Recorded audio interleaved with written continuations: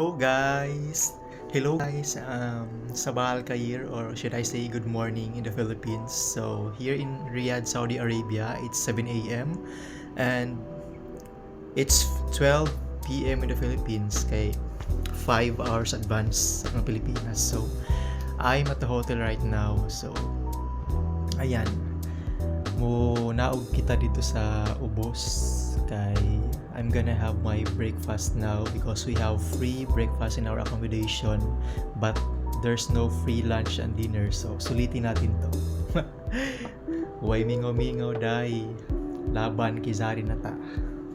Okay, so prepare sa tanang ato OOTD kay para pag naog nato dito, bungga nga to attire.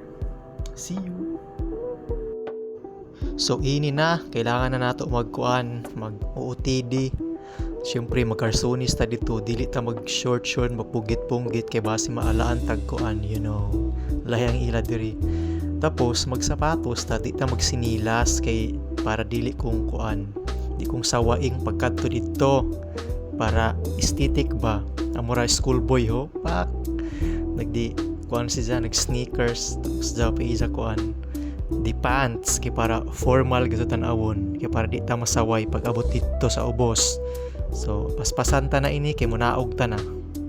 So ayan, I'm done putting on my shoes, so let's have an OOTD check. By the way, I'm wearing jacket because it's so cold here. I can't tolerate the weather. Charot!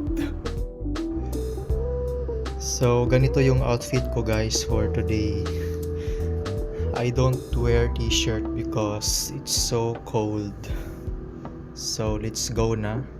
Bababa na tayo. Sasakay tayo ng elevator. We are here in the elevator, so let's proceed to ground floor since nandun yung yung reception at doon yung mag-breakfast yung mga guest. Tagalog yan. These are one of the foods that they served, and I don't know what's the name of the other food, pero so far matolerate man sila na ako pang lasa.